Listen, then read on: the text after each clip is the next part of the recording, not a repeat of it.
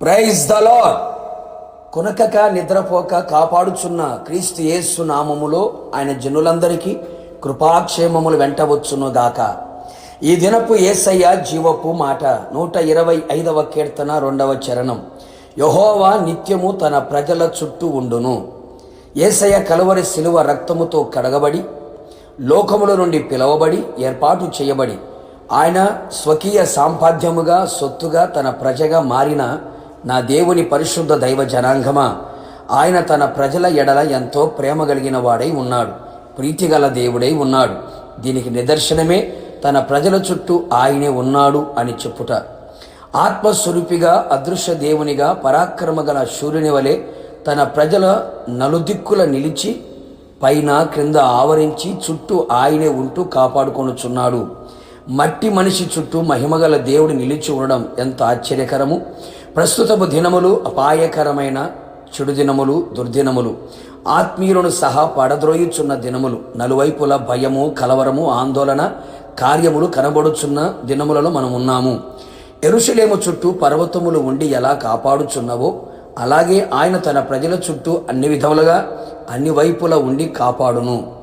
ఎవరైతే ఆయనను ఆశ్రయించి ఆయన మీదనే ఆధారపడి ఆనుకొని ఉంటారో వారందరి చుట్టూ ఆయన నెమ్మదిని కలుగు చేసి ఉన్నాడు. అవును, తన ప్రజలు నెమ్మదిగాను సుఖముగాను నిమ్మలముగాను సమాధానముగాను ఉండునట్లు నీ చుట్టూ పరిస్థితులన్నీ నెమ్మదిగా ఉండునట్లు దయచేయును. నీ చుట్టూ ఉన్న ఏ పరిస్థితులు నిన్ను నెమ్మది లేకుండా చేయుచున్నవో వాటన్నిటిలో నుండి నీకు నెమ్మదిని నీ చుట్టూ నిలిచు ఉండును. యోబునకును కుటుంబమునకును కలిగిన సమస్తమునకు చుట్టూ కంచె వేసెను అని వ్రాయబడి ఉన్నది. అందుకే అతని చేతిపని దీవించుట చేత అతని ఆస్తి ఆ దేశంలో బహుగా విస్తరించెను. అటువలే మన చుట్టూ ఆయన ఉండాలి. నీకును నీ పిల్లలకును నీ కుటుంబమునకును నీకున్న ఉద్యోగం, వ్యాపారం, చేతి పని, పాడి, పంట, చదువులు సమస్తమునకు చుట్టూ కంచె వేసి కాపాడి ఆశీర్వదించును. ఆయన మన చుట్టూ ఉంటే మనం అన్ని విషయములలో ఆశీర్వదించబడెదము. ఆత్మ వర్ధిల్లుచున్న ప్రకారం అన్ని విషయాలు వర్ధిల్లుచు సౌఖ్యముగా ఉండగలిగేదము. ఇంకను ఆయన అగ్ని ప్రాకారముగా మన చుట్టూ ఉండి మన మధ్యలో ఆయన నివాసము చేయాలని ఆశించుచు ఉన్నాడు. మనము లోకములోనికి వెళ్లకుండా లోకం మనలోనికి రాకుండా ఉండనట్లు ఆయన చుట్టూ ఉండును.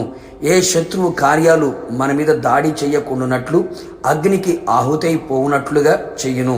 కావున నా దేవుని ప్రజలారా, ఆయన్ని నమ్ముకొని ఆయన్నే ఆశ్రయించి ఆధారపడి ఆయన వైపు చూస్తూ విశ్వాసముతో జీవించదము. నిశ్చయముగా ఆయన తన ప్రజల చుట్టూ ఉండి రాకడ వరకు స్థిరపరిచి నడిపించునుగాక. ప్రార్థన.